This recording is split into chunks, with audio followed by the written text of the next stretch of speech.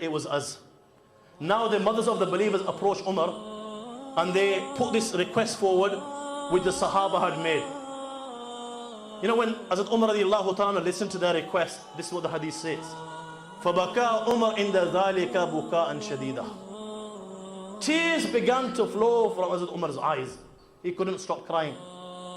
And he turned around to Aisha and Hafsa radiallahu ta'ala and he said, سَأَلْتُكَ بِاللَّهِ, I ask you for the sake of Allah and in the name of Allah. هل تعلمين أن رسول الله شبع من خبز بر 10 أيام أو 5 أو 3 أو جمع بين عشاء وغداء حتى لحق بالله. Tell me, Aisha, Hafsa, did Rasulullah sallallahu alaihi wasallam ever eat bread made out of wheat for 10 consecutive days, for 5 consecutive days, or for 3 consecutive days, or did he ever eat 2 meals in one day? Did Rasulullah ever eat 2 meals in one day? And they turned around and said to Umar, by Allah, he never did this. Then he asked them, هل قرب إليه طعام على مائدة في ارتفاع شبر من الأرض? Was he ever served food on a table which happened to be more than a span high?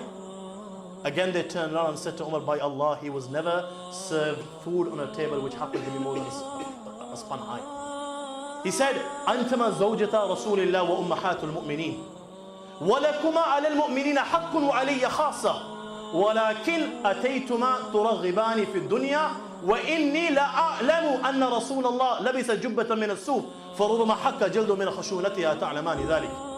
He said, you are the wives of Rasulullah and you are the mothers of the believers. And you have right upon the believers and you have right upon Umar. But today, O Hafsa, O Aisha, you have come to Umar, attracting Umar towards the dunya.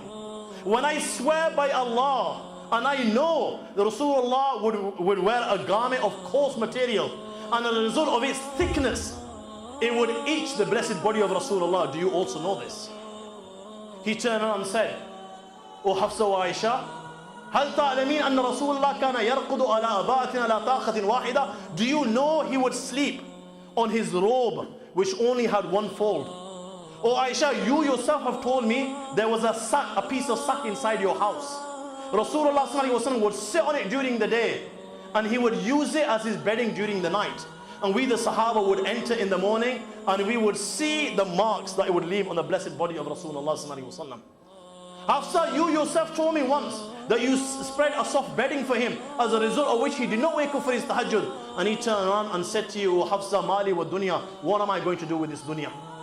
O Hafsa, do you not know أن رسول الله صلى الله عليه وسلم كان مغفورا له ما تقدم من ذنبه وما تأخر أمسى جائعا وركض ساجدا ولم يزل راكعا وساجدا وباكيا ومتضرعا في آناء الليل والنهار إلى أن قبض الله برحمته ورضوانه لا أكل عمر طيبا ولا لبس لينا فلو أسوة بصاحبه. O Hafsa, do you not know that Rasulullah صلى الله عليه وسلم was free from sin? And in spite of this, the day he would spend in starvation and the night he would spend in prostration, and this is how Rasulullah sallallahu alaihi wasallam remained till he left this world. And he said, لا أكل عمر طيبا ولا لبس لينا فلو أسوة بصاحبه. Umar will never eat good food, he will never wear good clothes. He already has 2 beautiful examples before him, the example of Rasulullah and the example of Abu Bakr before him, and this is what he will follow, and that's how he remained till he died. And in spite of the fact, my young friends, this is how he lived. You know, the remarkable thing is, after this, you know, when him and his friend Sayyidina Abu Darda, and they were very close and near to each other, you know, when they would meet up and they would sit and they would remind themselves of the hadith of Rasulullah, لِيَكُنْ بَلَاغُ أَحَدِكُمْ مِنَ الدُّنْيَا كَزَادِ الرَّاكِبِ, that one of you should only have as much as a traveler has with him in this dunya. This is as far as it goes. You know, when they would remind themselves of this hadith, tears would begin to flow from the eyes of Abu Darda and Sayyidina Umar Farooq radiallahu ta'ala, in spite of the fact that this is how he lived, that they would begin to say, Maza fa'alna, Maza fa'alna. Look at what we've accumulated, look what we have communicated. You know, to blend this talk in with today's theme, you know, it wasn't food and drink that concerned Sayyidina Umar Farooq radiallahu ta'ala. You know, what concerned Sayyidina Umar Farooq radiallahu ta'ala was none other than the condition of the believers. I mean, just one narration comes to mind. On one occasion, Sayyidina Ali radiallahu ta'ala saw Sayyidina Umar Farooq radiallahu ta'ala running. And he asked, O Amir al-Mu'mineen, why are you running today? So Sayyidina Umar Farooq radiallahu ta'ala responded, the reason I'm running is because one of the camels of the public treasury has run away and I'm going to catch it, I'm going to find it. Sayyidina Ali said to Umar, Umar, you have tired the leaders that are going to come after you. Meaning you have set such high standards that whoever becomes the Khalif or the Amir, they will never be able to compete with you or follow your example. It's too high. And he turned around, listen very carefully, my friends, he turned around and said to Sayyidina Umar, La tulumni ya Abul Hassan. Abul Hassan was the kunyat and the title of Sayyidina Ali. He said, La tulumni ya Abul Hassan. Oh Abul Hassan, don't blame me. Why? I swear by the one that I sent Muhammad sallallahu alaihi wasallam with prophethood. If so much as a lamb was to fall inside the river, Umar will be responsible for it on the day of judgment.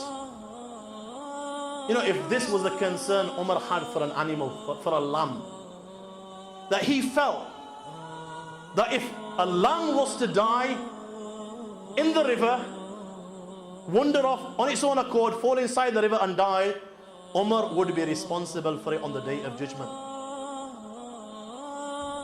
What do you think his concern was for the general believers? Narration after narration. If you open the historical books, my friends, we don't have time, and I'm going to conclude. You know, I'll be honest with you, I didn't even really want to do this talk, because I don't see why. This is not the objective, but because they've advertised. And you know why they advertise? Why they advertise my name is because they feel nobody will turn up if we say, you know, if we were to just put down the charity's name. You know how sad it is. Where's our level of our iman? That millions and millions and millions of our brothers are suffering, are dying, and we need to use these tactics just to gather the believers.